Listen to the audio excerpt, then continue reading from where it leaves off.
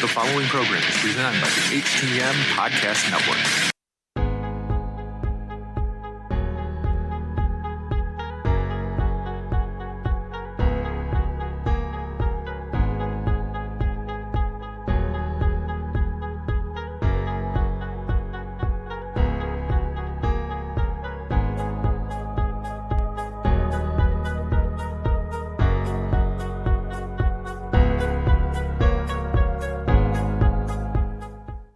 Welcome to another episode of Turnbuckle Talk in partnership with thechairshot.com, presented by the Hitting the Marks Podcast Network and in association with NDPW.com. Turnbuckle Talk is sponsored by collarandelbowbrand.com, where you get 10% off when using promo code JKPodcast. Turnbuckle Talk is also partnered with Phoenix at FNXFit.com, where you get 15% off all your health supplements simply by using promo code TBTalkPod. Follow the show on Facebook, Instagram, and Twitter by searching at TB Talk Pod. Listen on Podbean, iTunes, Google Podcasts, Spotify, and everywhere you catch your favorite programs. And now, pro wrestling fanatics, are you ready? Here are your hosts, Mighty Joe Morin and Carl Carafel. Welcome, everybody, to another episode here. I am Carl Carafel with the curator of topics, Mighty Joe Morin, and welcome to Turnbuckle Talk. Yeah, man, it doesn't even feel like a week goes by anymore, and then we're already doing another episode. Like, it feels like the time goes by so friggin' quickly, and then we're doing another episode of Turnbuckle Talk, episode 216. They just... Right? Crazy when I think about it every time. But yeah, before we get into our wrestling discussion this week, Carl, I mean, what have you been up to this past week? Not much. I worked. That was about it. My Same gimmick here, day man. job, and that's about it. I was doing day shifts, so that's like 12-hour day shifts that I was doing, and yeah, come to today, finally get a day off, and it is friggin' snowing in my location. Interesting that you bring it up, because this past week, since we last sat down to do this show, we actually shortly after that had a couple of days of snow ourselves, and a couple of really cold days. And it's like, this is like the end of April. Why do we have snow? It's really, really bizarre, but we made it through. Things are still a touch on the cool side when it comes to the weather, but hopefully some warmer days are ahead, because we didn't really have like a really intense kind of winter, but still I hate winter, and I always look forward to it end, because I like the spring and fall seasons. I don't like a ton of snow, and I don't like when it gets really, really like obscenely hot. When we get into like the 30s and 40s, I don't like that either. So if I could live somewhere where it was like spring and fall all the time, it would make for a very happy Mighty Joe. Well, for me here in this location, I'm looking at -5 degrees Celsius. For all of our American listeners, you're looking at 23 degrees is what it is right now in my studio location. Yeah, I like, stop, please. Oh, man. All right, man. Well, let's get to our discussion, because strangely enough, the bulk of our conversation isn't going to revolve around the WWE this week. It was actually going to revolve mainly around Impact, but we do have a couple of WWE topics I do want to get to before we get to that. Sure. Right off the top here, theoretically here, Carl, if you were to have been recent released by the WWE, and say you had some kind of some personal belongings kind of left behind at the company, whether it be at the gym or like whatever, how would you expect said company, being a very reputable company, finger rotations, how would you expect said personal items to be returned to you? I would expect that a phone call might be made and said, hey, listen, we got some stuff here for you. If you got the opportunity to, come by and pick up your stuff. Thank you for your services. But if I was unable to make it there to pick up my stuff, I would expect, that maybe placed into a box and shipped out that way, because that's going to be the easiest way to send it out. Just put it all into a box. Nice, neat, carefully. Right? I mean, that's somebody else's belongings. So, yeah, Yeah. What about you? I would expect the same courtesy, especially if I spent a good amount of time at this particular company, to be treated with some respect even on the way out.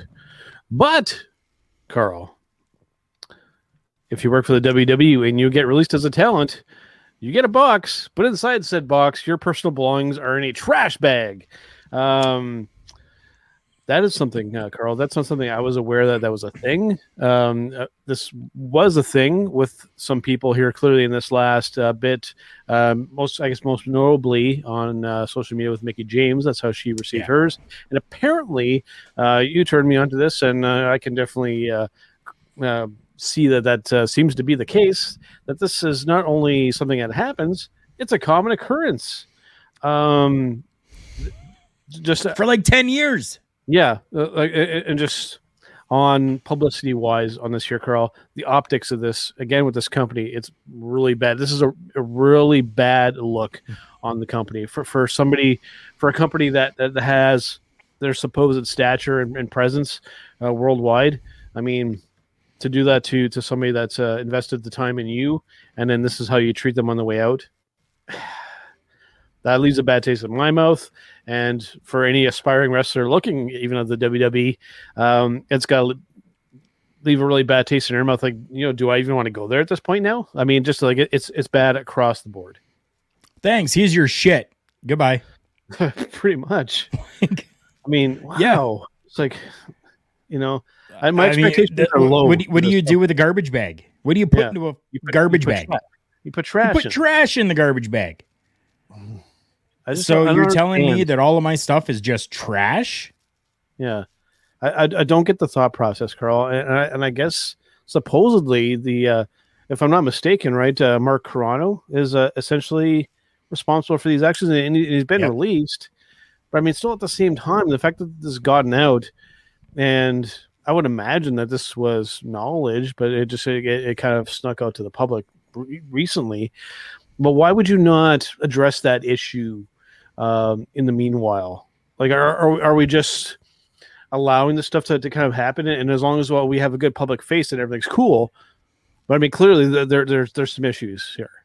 Clearly, I think that's exactly what it is. I mean, anybody who has sent out a tweet saying, "Oh, we're so sorry, we didn't know this was happening," I think they're full of shit. Okay. So, yeah, I'm pretty sure they knew exactly what was happening. And, just because we need to keep face, because, we still look good in the public eye. Yeah, they just didn't say or do anything about it until someone brought it to light and took it to social media and was like, "Hey, WWE, thanks for throwing my stuff into the trash and making me feel like my entire legacy with your company is trash." What? The interesting thing, and I have to give Mickey credit for this, I mean, she did it still in a tasteful way. I mean, she could have stooped down to their level, but she kept it classy. Props to her. But yes, God damn it, Carl. Like, I want to like this company. I want to give them a chance. I want to see them succeed. I want to improve, but this isn't helping. And dude, I hate shitting on this company. I hate it. I don't like doing it. Dude, I started off as a WWE fan. W is a joke to me right now.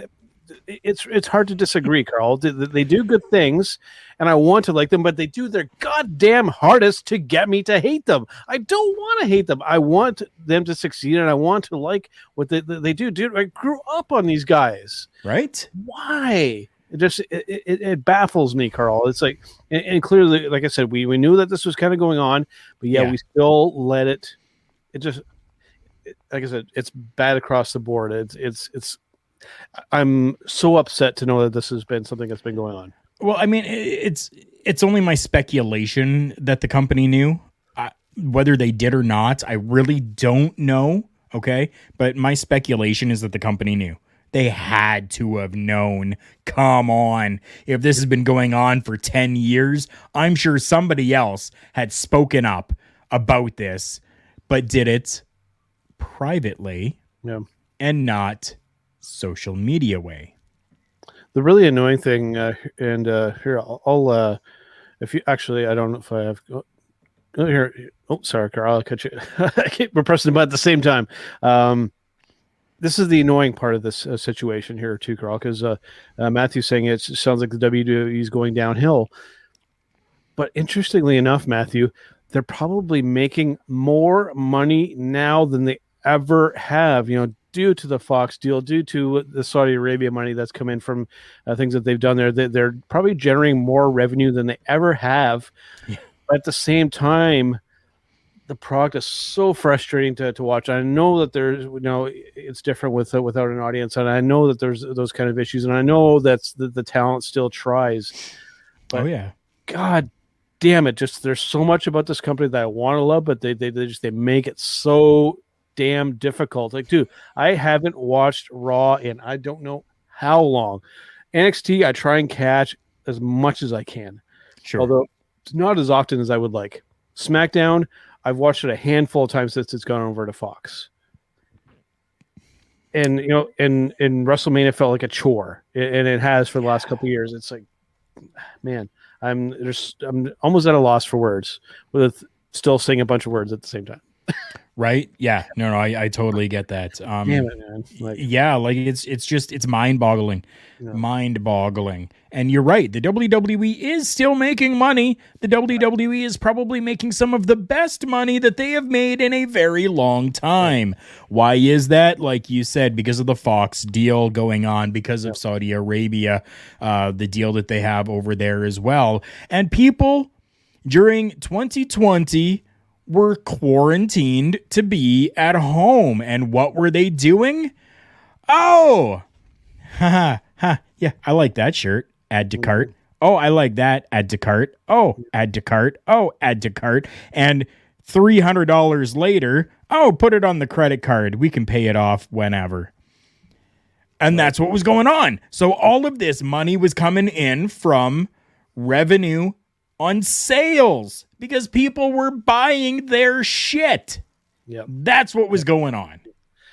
Thankfully, at least, Carl, there's still quite a bit good in the bank. We've got all the WrestleMania content on the network and all this kind of stuff. Oh, but wait, we even managed to screw that up with the Peacock deal and not having all the content available right off the hop. We even managed to mess that up. And not only that, we're now also censoring the content, which we're messing with my favorite dude, Rowdy Piper, for amount of his stuff getting off the Peacock version of the network.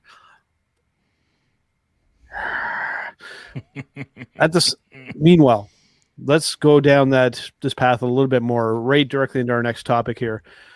Snoop Dogg, right, has done some stuff with the WWE in the past, has what you could call, I guess, a good relationship with the WWE. Sure. Yeah. Goes and does some stuff with WWE.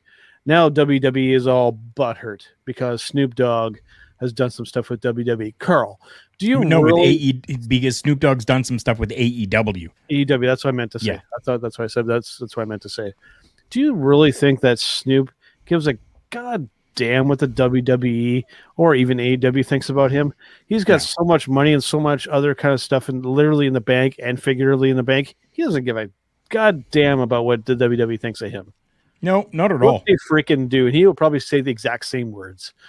Probably. I think the only thing that would make a difference for him, pull back the curtain for those of you that still don't know, Sasha Banks and Snoop Dogg are cousins. Yep, they are family relation. So Sasha Banks being one of the top females within the WWE, I think that is about the only thing that I can see that would really sway Snoop Dogg for anything, right? The money, I don't think he really gives a damn about. Even though the WWE after this has offered him double the money that he was getting before from the WWE after him making an appearance on AEW. Honestly, I think Snoop Dogg is just a fan of professional wrestling and is going to go wherever he wants to be involved in professional wrestling. That's it. Yeah, I agree 100%.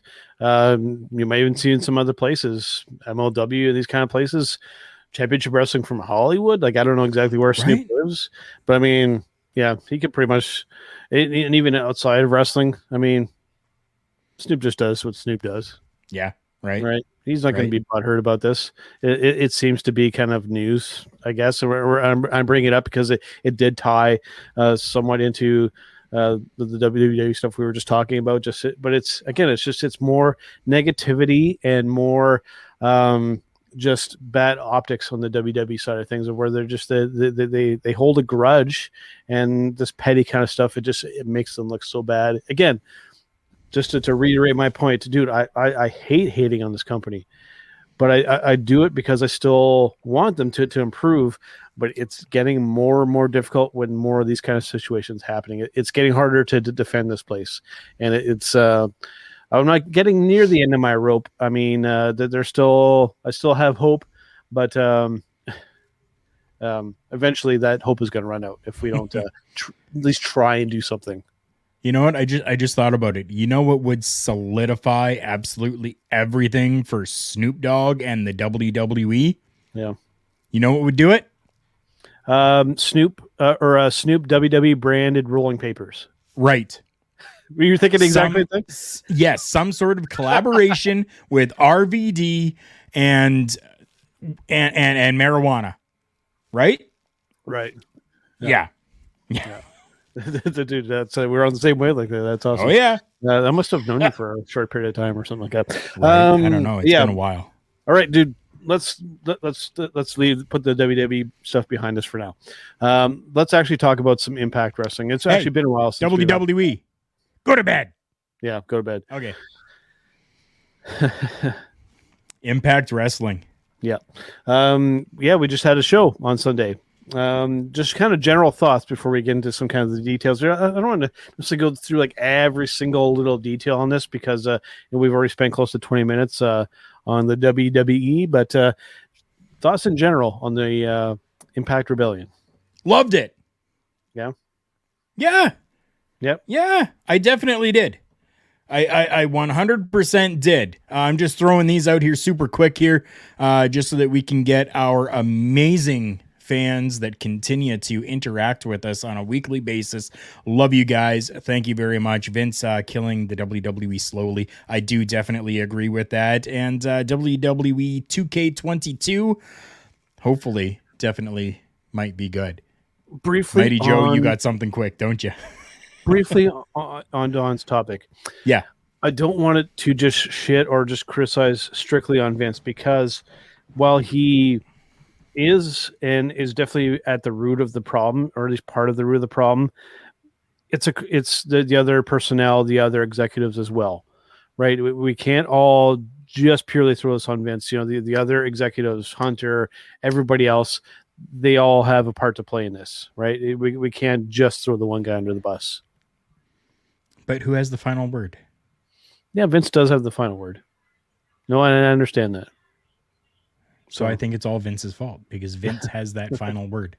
True. I mean, if Vince, make that argument, yeah. Right? That's the only thing that I can think of. If Vince didn't want something to happen or go the way that someone else within management with the company was doing things, he would frickin' say so, and it would change, right? Yep. So yeah, at the end of the day, I think it's Vince himself. I'm still trying to find the silver lining wherever possible, but like I said, it's getting more difficult. Yes. Anyways, our friend Don again here. Our friend Don weighing in himself. Impact show was great. I agree 100%. I was very much so happy with this show. The entirety of the show I was stoked with. At some points, the edge of my seat going, holy shit, did that? Wow. Right. Okay, so I was happy with it. Joe, take it away. I would definitely agree. I don't have really too many issues with the show. I do think we're at the point, though, Carl. I mean, NXT is doing it to a certain extent. AEW is doing it to a certain extent. We need to at least attempt to have a handful of fans for these shows. We need to have some interactivity, because the dynamic still feels really weird to me. Other places like Ring of Honor and some of these other places have done the empty shows, I think, good, because they found ways to kind of work around the fans. Like with Ring of Honor, they talk a lot in the ring, so they've kind of embraced that kind of aspect. But with Impact, it's the dynamic still feels really strange to me. I think we need to try and, I'm not saying pump in fake crowd noise, because I definitely don't want to go down that path, because I don't like that approach, but we need to have a little bit of fan interaction and a little bit more noise coming from just outside of the ring. Did you watch that show with the volume muted? No, there were fans there. I didn't recall seeing any. That's right. You didn't see them. Hard cam side. Yeah. That side. Yeah. Behind the hard camera. So for those that don't understand, the hard camera is the camera that looks straight down onto the ring. So in Impact's case, it was looking straight at the ring and up the ramp area. Behind the camera, there were people there. You could hear them. I could hear them. I could hear them interacting with absolutely everything that was going on. It must have been some talent or something, because the official thing was 0 attendance behind what they called as behind closed doors. So maybe they were piping in some fake noise, or maybe some of the talents, maybe they're doing like the AEW thing. But I don't think there was any fake noise at all. Okay, it must have been other talents then, because the official thing says 0 in attendance. Okay, but I know 100% there was people there. Okay, there were people in the shadows, essentially. So the producers or some of the other talents. But okay, maybe I just wasn't listening with the volume loud enough, because I was like not just sitting down watching it the traditional way, like I had maybe like a quarter volume. So maybe I missed that, but I digress on that. I was actually surprised, because I did. Because I couldn't see them, right? And then I'm sitting there going, where's this noise coming from? Like, and then I had to really intently listen. And then at one point, they I can't remember what match it was, but they were on the outside. Maybe it was the Sami Callihan match, but they were on the outside, and they showed that side of the arena, and I could see shadows back there in the darkness. Yeah. So that's when I was like, oh crap, there is people there. Okay. Yeah. Oh, I'm glad at least that they had something, because it's dude, I know I'm beating a dead horse, but like the empty arena things, it's really not, it really never kind of grew on me. And it's always nice to see at least an attempt there. But let's start going through some of these matches here, Carl. First up for the X Division Championship, Josh Alexander versus Ace Austin versus TJP. Pretty damn good. It was definitely not what I would traditionally expect from an X Division match, but I mean, we moved past that. It's the X Division is different now. It's about the best way I can kind of put it. But glad to see that they actually put it on the Canadian, Josh Alexander. That was pretty cool. It definitely was. This was a fantastic match.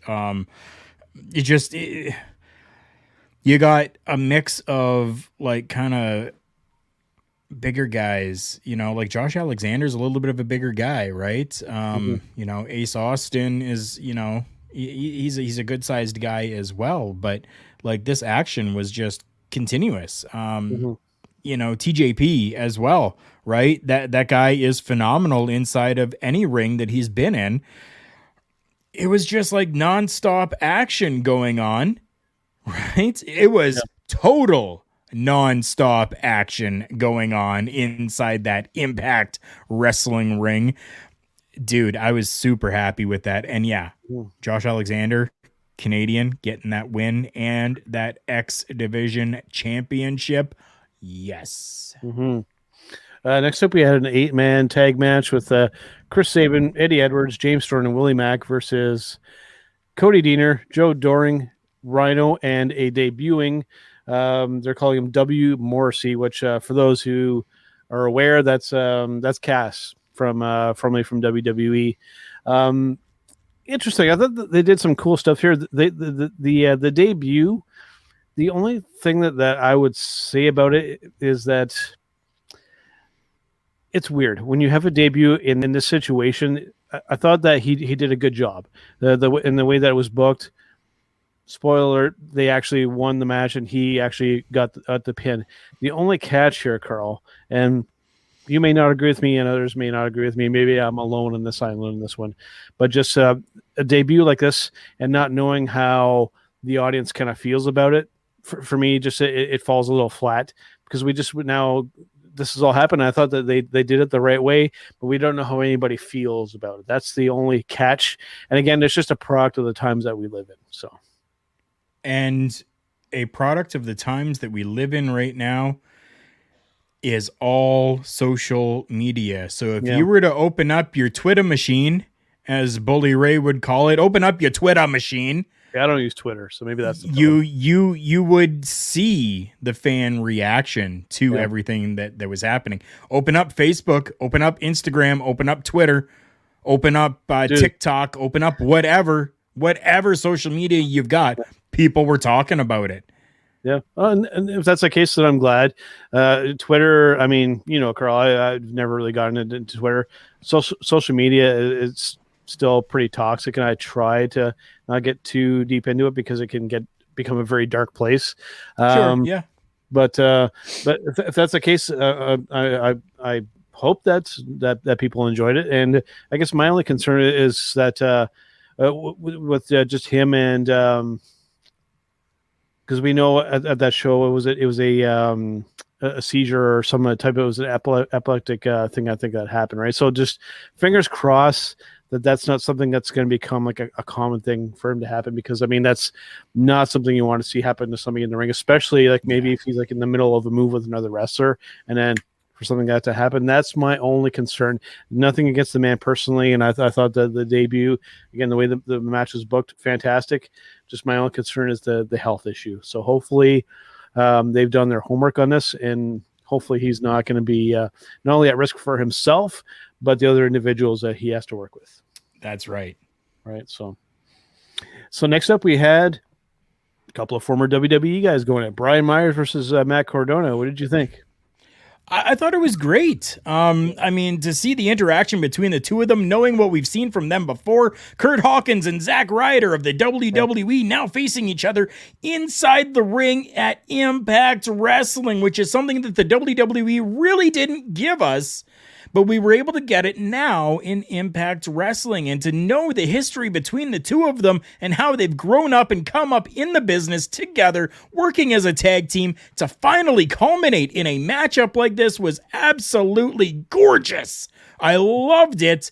And spoiler alert, we're giving spoilers all throughout this show. Brian Myers coming up on top and beating Matt Cardona, which I didn't expect, to be honest with you.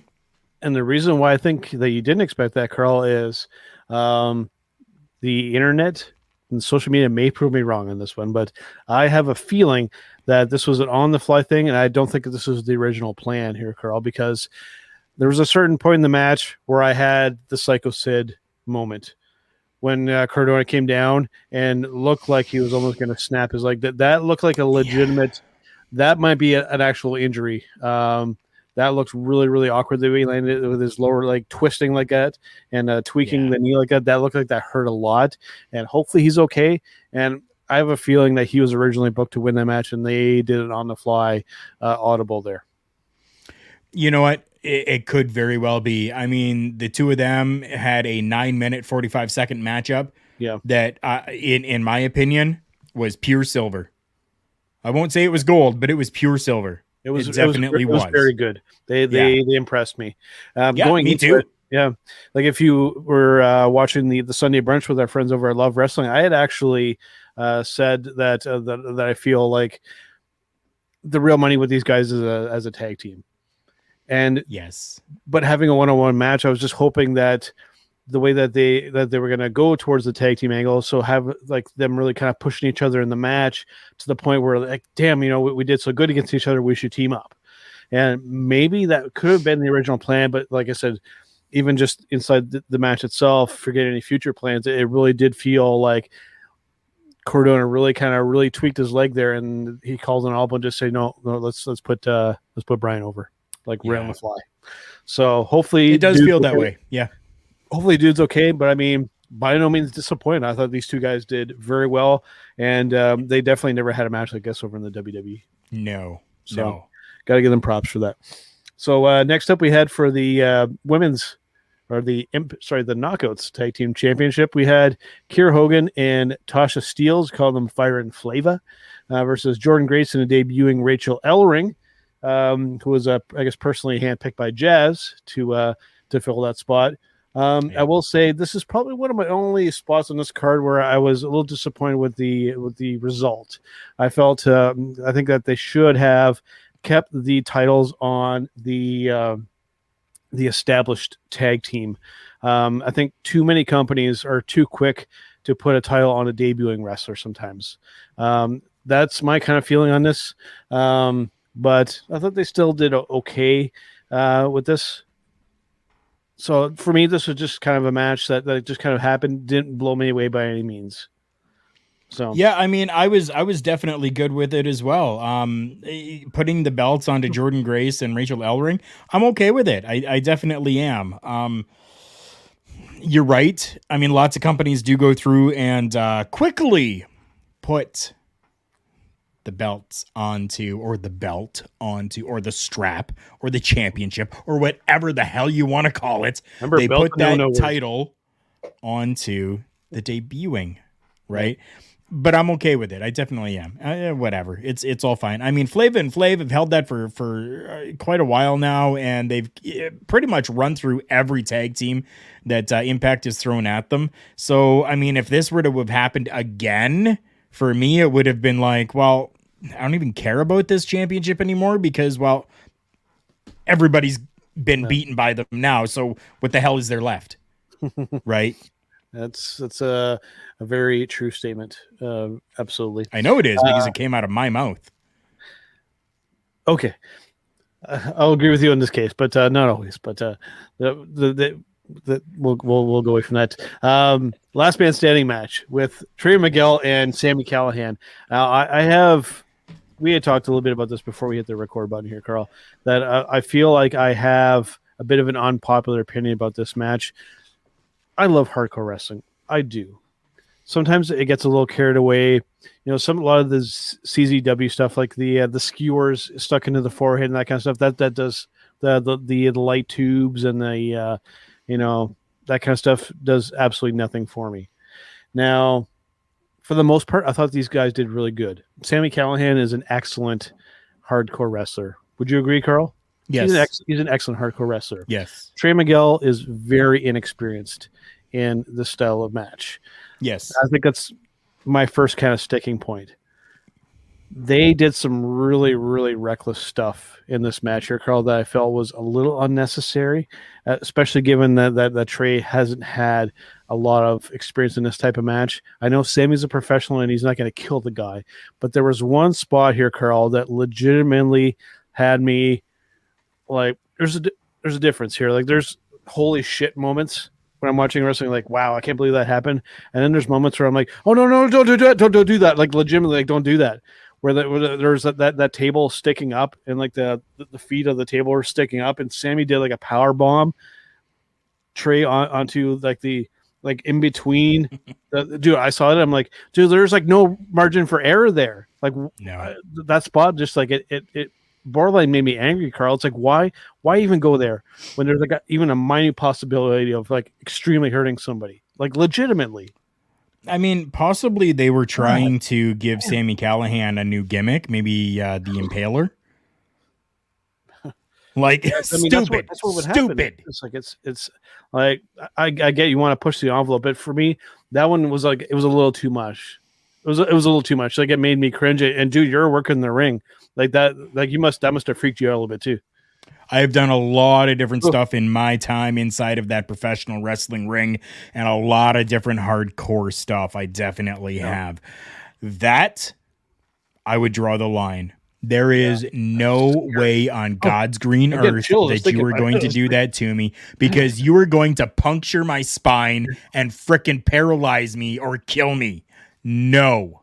Yeah. No. 100% no. Yeah. Don agreeing with us. I wanted to look away, but I still looked. But I was just like, dude, I was like genuinely worried for that dude. I'm glad that he came out okay. Yeah. did lose the match to Sami Callihan.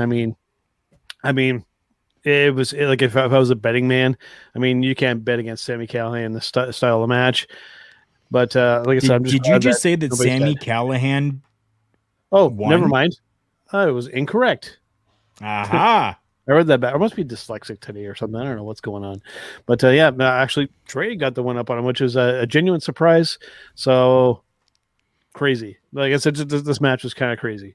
And like I just said, I felt that they actually probably could have gone more extreme, but yet have been safe at the same time. But just that particular spot, it was not that I felt out of place. It just felt unnecessary.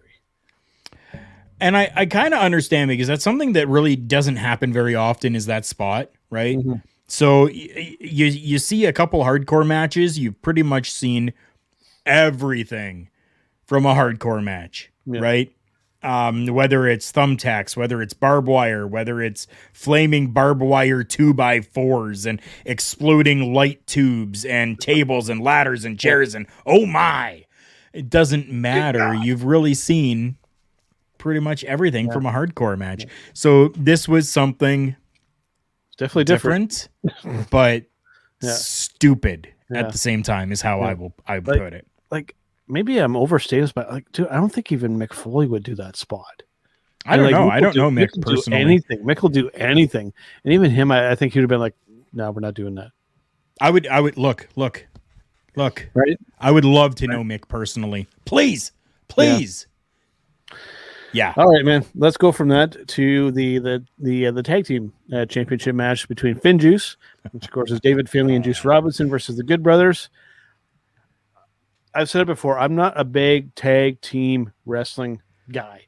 Sure. But when it comes to Finn Juice, when it comes to David Finlay and Juice Robinson, especially Juice Robinson, I'm a fan of the dude, and he highly entertained me during this match. I've never been a big Good Brothers fan either. I know there are people that really, really dig the Good Brothers, and I'm a Bullet Club fan. I just never really kind of gravitated to those two guys. I like Carl Anderson. I wish that he would have actually gotten a big singles push, like anywhere that he's gone. But Juice Robinson, if Juice is in a match, I'm watching and I'm always entertained. Juice is an excellent entertainer when it comes to professional wrestling. He makes it look really flashy, entertaining, but he has the technical ability as well. He's got the whole package. Yeah. And it was definitely somebody that was definitely not utilized properly during his WWE time. And since going over to New Japan, has excelled over there and has definitely carried over to Impact as well. Oh, definitely. I mean, 10 minutes and 35 seconds is all that this matchup was, but it honestly felt longer. It felt like a 22-minute tag team match. Yeah. I absolutely loved it. Our friend Don saying it kept me on the edge of my seat. Loved it. I would have to agree. It definitely was one of those on the edge of the seat type of matches. It was. Yep. And if you're like me too, if you enjoyed Juice's performance, go look in the New Japan archives and find some of his, some of the New Japan Cup and some G1 stuff that he's done. Dude, he's fantastic. Yes. And he's even a good promo too to boot. So. Oh yeah. So go check that out. Next up, we had what I'll actually call my match of the night here, Carl. We had the women's match, the Impact Knockouts Championship match with the defending champion Deonna Purrazzo versus Tenille Dashwood. Again, if you guys were watching on the Sunday brunch over at Love Wrestling, I had actually picked Tenille to win this championship because I felt that in the way I worded it on the show, and I seem to have gotten a lot of praise for this line of saying it this way, is that I would have really liked to have seen them put the title on Tenille, not because she deserved it, because the word deserve implies entitlement. I really felt that she earned not only a title opportunity, but to actually have that championship. And unfortunately, she came up short, but they put on a hell of a match. But I really wish that they would have actually put the title on her. I agree. Definitely, yeah. I agree. The matchup was freaking amazing. I loved it. I loved the entire matchup. I loved just all the interaction with everyone that was in there. Caleb Connolly as well. Caleb, I've been a fan of Caleb Connolly for a while. or Caleb with a K. No, Yeah. I'm sorry. But I agree. I think that they should have put it onto Tennille.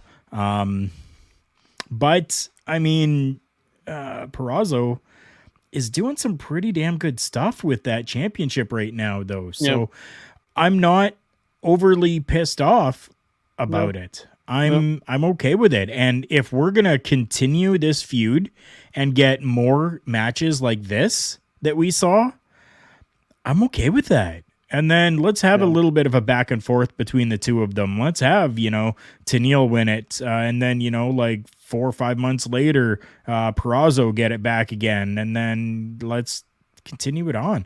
This could be a year-long feud that goes on with a couple of title changes between the two of them. I would be happy with it. I would be. For sure. So next up here, Carl, we had for the Impact World Championship and the AEW World Championship between Kenny Omega and Rich Swann. I will say, even before getting to the actual match here, Carl, I thought that I really can't speak for the Impact side of things because I don't watch a lot of Impact Wrestling in full transparency. Sure. With the AEW side of this, they have done a piss poor job in promoting this as this kind of crossover thing. AEW barely mentioned it on their program at all, which I thought was really, really odd. No Impact personnel appearing on AEW with the exception of, I guess, the Good Brothers and Don Callis, but so many good opportunities there for guys like Trey and some of these guys to kind of cross over to AEW. They just, I guess, choosing not to do this, or maybe they're just delaying that. I'm not really sure exactly what the deal is there, but for a big what should have been a big time championship match here, Carl, it was very poorly promoted and advertised. I agree. Yeah. It was. You're right. So could they have done better with that? Yeah, sure. A lot better. And one thing with the match, opinion aside about Kenny Omega, right? From our last episode, you guys know my opinion on Kenny right now and Carl's opinion. I'm actually looking more towards Rich Swann in this here, Carl. I thought Rich really looked sloppy in this match. There was a lot of botches. You could tell like he was trying to hang with Kenny there, but I don't know if maybe just the two guys didn't work with each other all that much to prepare for this. There were some good stuff here, legitimately. I will give them some credit, but there was a fair amount of like missed little spots. I was like, "Ooh, that looked kind of weird." Okay, now that didn't quite go as planned. I found myself picking it apart a little bit, but I thought overall they did okay. But just the whole thing felt kind of predictable and anticlimactic at the same time, just not as big of a deal as it kind of should have been. I'm not going to shit all over this match because I still think that they did good, but it should have been more. They could have gone that extra mile and really kind of maybe gone with this invasion type of thing, or like really crossing the brands. It really feels like it's a weird thing. I don't know if you get this feeling at all, Carl, where it really does feel like Impact is really the only one benefiting with this relationship with AEW. It doesn't really seem to be affecting AEW at all. It's like, okay, we're doing stuff with this other company, but whatever. And it feels like Impact is benefiting, but yet not enough for it to matter all that much. It really feels weird. Do you get that feeling, or is it just me? I think it's just you. You're a freaking weirdo, dude. Well, everybody knows that. Yeah. No, I think that it's just a for now type of situation. Once fans come back into attendance, then I think we'll have a better feel. Screw the fans. I don't give a shit about talking about the fans. I don't think that that's going to make any difference. I don't. I think what's going to make a difference in this entire thing is now Kenny Omega has that Impact Unified World Championship, and now we're going to be able to see Kenny Omega on AEW with both of those championships, and now we're going to start to see the intermingling of workers from both companies starting to cross over, right? We needed that. So we had Kenny Omega that was over doing absolutely nothing but cutting promos essentially in Impact Wrestling until this matchup really happened. Now he's won this matchup, has that unified Impact Wrestling Championship as well as the AEW Championship.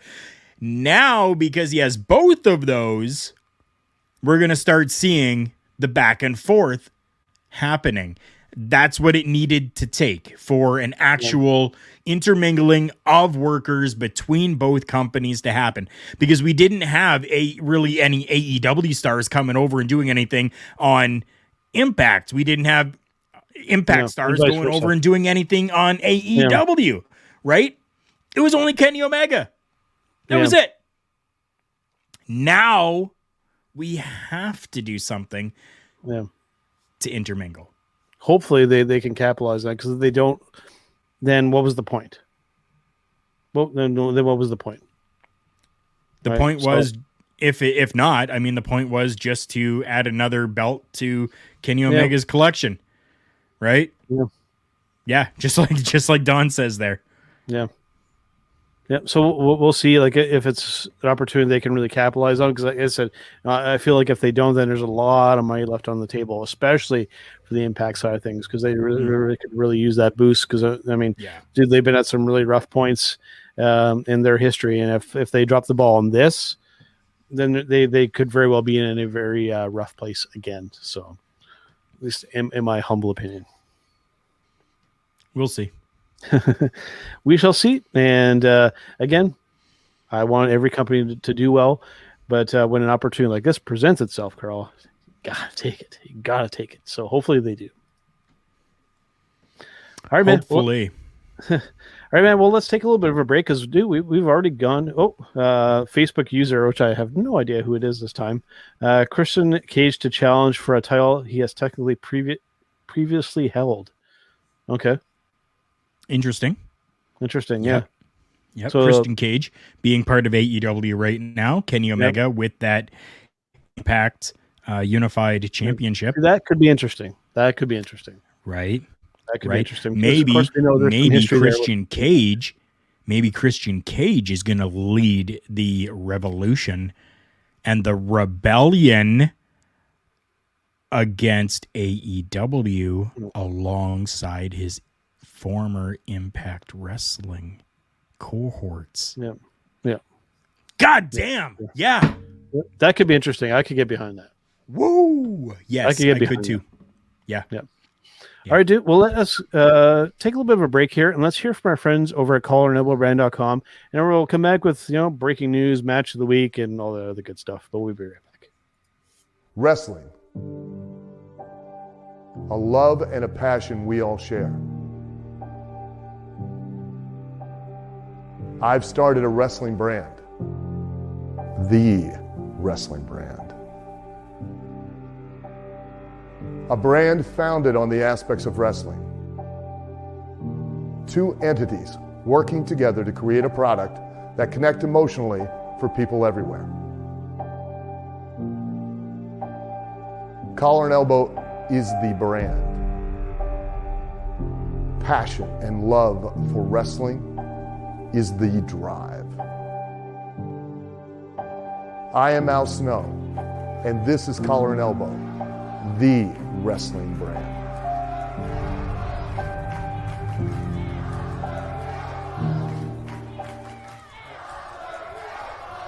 The dictionary defines hero as a person who is admired or idealized for courage, outstanding achievements, or noble qualities. Being a hero in life is far more than words printed on a page. It takes an unwavering code, a compass that points true north, always. And in times like these, it takes sacrifice. Hero shouldn't be a word defined by a dictionary.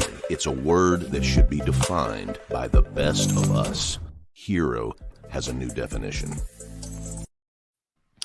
All right, guys, Joe and Carl Careful back here on Turnbuckle Talk. As you heard from our friends over at collarandelbowbrand.com, use promo code JK Podcast, you get 10% off your entire order at that checkout, including that thing on top of Carl's head every single week.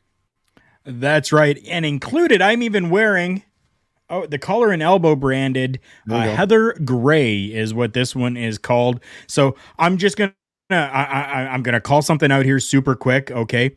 Dan, So you messaged me. All right. So Facebook user is our good friend, Dan Harisic. Yay! Awesome guy. Another great, amazing fan of professional wrestling who has worked inside the ring with me a little bit as well and knows his stuff with professional wrestling. He says he doesn't know why it's showing up as Facebook user and not his name. Well, I can tell you that's because you are probably watching on the Facebook group and not the Facebook page.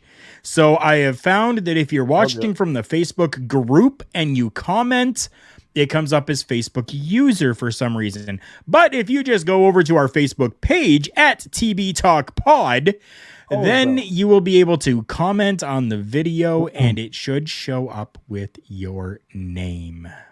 There you go. All right, Carl, let us get to...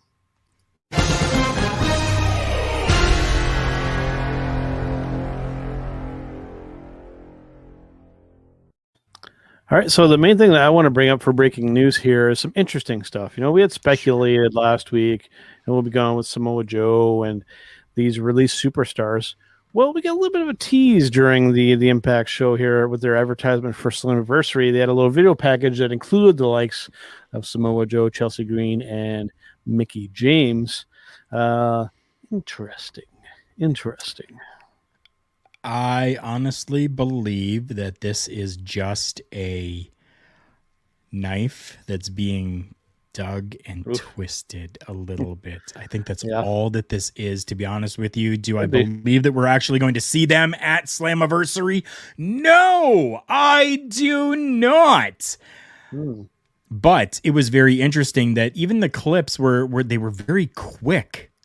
Quick shots of each one of those names that you mentioned, but they were caught by absolutely everybody. And there is a buzz surrounding those names. So we'll have to wait and see. But I don't think that it really was. I think that it was more just a package showing competitors that have worked inside Impact before, and especially because it's Slammiversary. Slammiversary is their big pay-per-view of the year. I think that's maybe about the only reason. And they may have figured, hey, they're not under contract anymore. We can show them on our television screens. I don't know, though. I don't know. What do you think, Joe? So you don't think we see any of those three there? No. I think that we'd mentioned with Samoa Joe, I think that Joe's going to go to Ring of Honor. Okay. And I think Mickie James will very, very likely, maybe do a one-off with Impact Wrestling, maybe, but her destination will be the NWA because Nick is there. She is at that point in her career where I think that is likely going to be the best angle for her. I think it's Chelsea Green that actually shows up at Slammiversary, and I would love it to be that the hot mess character. I would be highly entertained by that. You know what? Oh, Chelsea you just Green, said, yeah.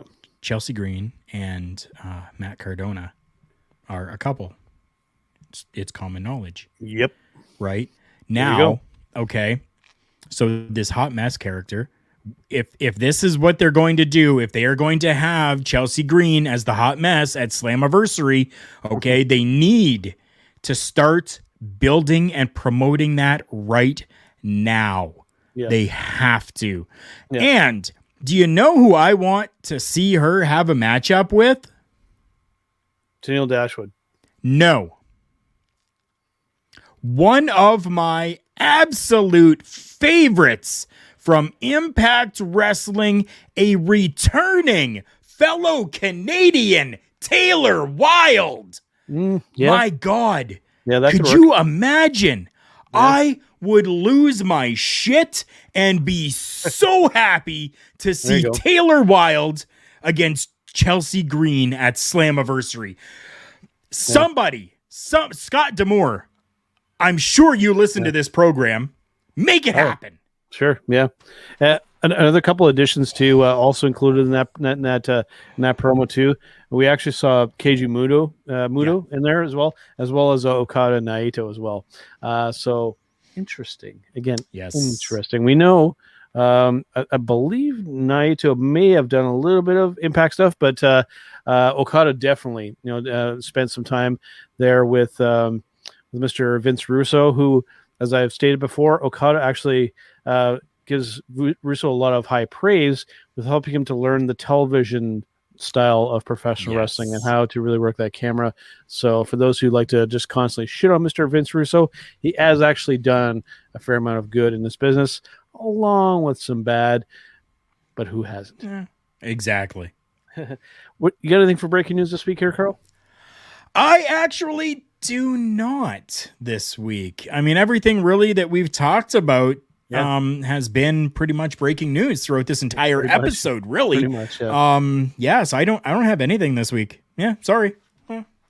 No need to apologize. We did hit on some good stuff there. So next up, we have our match of the week.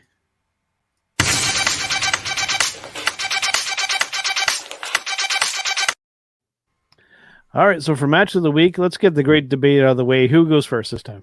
You do. Okay, cool. Go ahead, throw it down. Now, I'm probably doing this. Yeah, I think I am doing this 2 weeks in a row, and this may seem like the kind of the easy way out for this year, but I genuinely feel this way because I enjoyed it that much. Carl maybe already knows where I'm going with this. My match of the week is actually coming up from. I'm going to kill two birds with one stone with this because this is actually coming up on this week's episode of Turnbuckle Rewind from 2005 Ring of Honor, Kobashi versus Samoa Joe. I really enjoyed watching that match with you, Carl, and breaking it down, and I've actually watched it a couple more times since then. If you have not, I worded it the exact same way over on Lovers, so I'm going to word it the same way. If you have not watched this match before, what the hell is wrong with you? Go and watch it now once we're done here.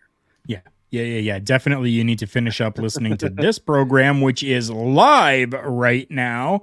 Yes. And then go and definitely watch that matchup. It was fantastic. You know what? That X Division Championship match that started out Impact Rebellion last night, definitely my match of the week. I absolutely loved it. Not a bad choice by any means. And it just, again, glad to see a Canadian win that. Josh Alexander, I mean, he's somebody that I definitely would like to see more of. And maybe that even gives me a reason to maybe possibly watch some Impact more often because, I've been really looking to mix it up from WWE. So there you go. We shall see. All right, man, let us get to our showstopper segment for this week.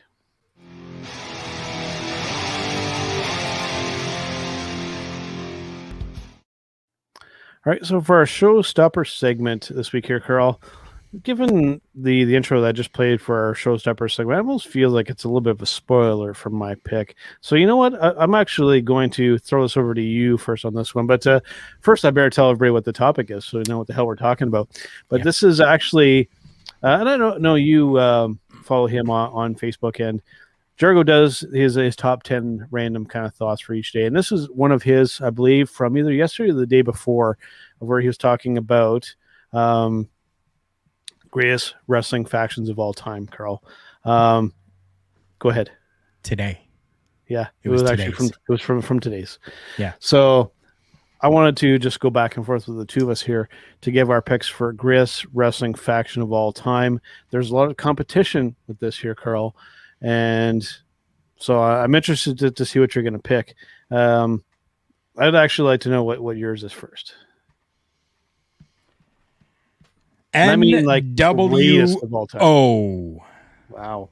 That's what I mean, just, I don't know. Everything about the NWO, I was all about the black and white. When the black and red came around, I mean, I was kind of, but I was still black and white all the way through. The LWO, whatever. The BWO, whatever. The black and white, though, for me, like, I mean, you got to figure here, the starting of the NWO was so revolutionary within WCW, and then just everything that built from that, and them having pay-per-views that were NWO branded pay-per-views. Yeah, 100%. I believe at this time. Now, I mean, there is somebody that's making a really good run for all of this. There definitely is. And I'm sure we're going to talk about that in a few moments. But for me, NWO, black and white, OG, that's me. What about you? For me, when it comes to greatest wrestling factions of all time, I have a visual aid with me here, and I'll just slowly raise it into frame, and it really says it all for me. Is the Bullet Club. For the sole reason, Carl, well, there's a couple reasons. Recently, I mean, there are very few things that have genuinely crossed over from their culture than the Bullet Club. We saw, I don't mean some people, we saw a lot of people rocking these shirts, and a lot of them weren't probably even necessarily wrestling fans. That's a big deal. And I think more so than any other wrestling faction ever has crossed company lines. I mean, Impact, New Japan, all these other companies, including even in WWE to a certain extent, in a bit of a different take, but they still got a reaction from the WWE as well, right? Even with the cease and desist, which then they even turned back and then turned it into something themselves. I think that the fact that they were able to make an impact, pun intended, to a certain extent, on pretty much every wrestling promotion across the world, I think justifies my choice. You're right. Definitely, it does justify your choice. Your choice is your choice. My choice is my choice. Do we have to agree? No. Do I agree with you? You know what? Yeah, I kind of do. Like, I mean, when I talked about, and I'm glad that you actually chose that one, because when I talked about that up and coming one, yeah, it's the Bullet Club. And I think that the Bullet Club has just a little bit further to kind of go, maybe, for it to become the number one faction in my book. What that's going to be and how, I really don't know. Yeah. But I mean, you talk about the Bullet Club and the shirts being out there and people wearing them that really probably didn't even know what it was. You can say the same thing for the NWO, right? People were wearing those shirts and really like had absolutely no clue on what it even was or meant, or that it was a thing with professional wrestling or whatever, right? And to Bullet Club's credit, the exact same thing. Definitely. Right. I mean, hey, take a look at our logo. Let me even change this logo here for you just for a moment. And does that look familiar? Very much so. Right? We even took inspiration for our logo from the Bullet Club. Yep. Because that's how influential they've been. Mm-hmm. Yeah. Yep. They got that almost kind of seals the deal, at least for my side. But it's, I would say that the NWO ranks up very much there for me as well. And, you can make some other strong cases for, modern day, like Los Ingobernables over in Japan, for sheer numbers. I think that they're definitely competition. Of course, the Four Horsemen, which Don just read my line on that one. Heart Foundation and all these. Right. But for me, just I think, when I want to just not just talk in like one particular bubble, I mean, just like professional wrestling wide, it really, really is hard to not pick the Bullet Club. I mean, dude, like it's not only a genuine phenomenon, but like to have made an impact in pretty much every wrestling promotion. I think it's something to be very, very proud of. Like even the founding members are people that are currently involved in WWE, and they even had their version of what they call like the club, which I didn't even really anticipate that ever happened. So just the fact that we even got that inkling of it is pretty damn cool. And of course, Degeneration X is definitely a contender. I would say I would definitely put them at the top as most controversial wrestling faction of all time. They did some risque stuff that a lot of people would have never attempted before and weren't doing at the time and will likely never see again. Right. Oh, yeah. That's both the best way I could put that. All right, man. Well, I guess that about wraps up here for us. But before we go, of course, I'll let you get in the plugs for our sponsors. Definitely. We have our sponsors over at collarandelbowbrand.com. Every week we are showing their commercial for you. Amazing merchandise over there, continuously adding new items and always being so supportive of wrestlers who have either passed away or wrestlers who are injured and maybe need a little bit of financial help. They do some great stuff with being able to do sales of Collar and Elbow branded merchandise and offering a portion of the proceeds or the entire proceeds going towards those individuals. You want a discount on things? Go to collarandelbowbrand.com. Choose whatever you want and add it to your cart, whether it's from brand new or clearanced merchandise. When you get to the end, make sure you use the promo code JKPodcast. That will get you 10% off your entire purchase at collarandelbowbrand.com. And what's great about that is not only are you getting a discount, but you also help this podcast and videocast because we get a little bit of a kickback. I guarantee you it's not like we're making millions of dollars off of everybody that purchases there, but we're making enough to sustain StreamYard, right? And that's fantastic, and that's really all we want, and we're happy with that. So continue to go and find that merchandise at collarandelbowbrand.com. If you like discounts and you're looking for supplements, we got something for you there as well. If you go and check out our friends over at Phoenix at fnxfit.com, go there, get your supplements, whether it's protein powder, cricket powder, super greens, restart, good night stuff that you need, maybe some pills for testosterone help in building, whatever you need, go and take a look. They got merch over there as well. So if you're looking for some workout gear, you can definitely go there as well. And use promo code TBTalkPod, and you're going to get a sweet 15% off your entire purchase. I mean, amazing stuff over there. I have used the super greens. I absolutely love the super greens that they have over there. Go and check them out. fnxfit.com. Use that promo code TBTalkPod for your 15% off.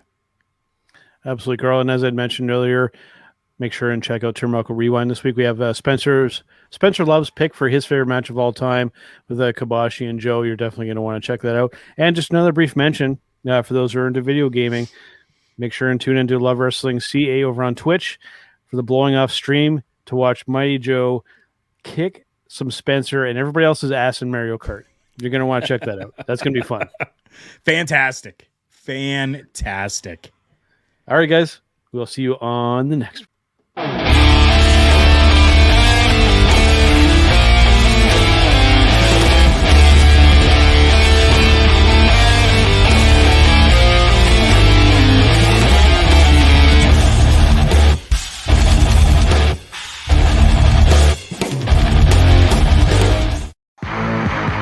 It's me. It's an honor to be the beat.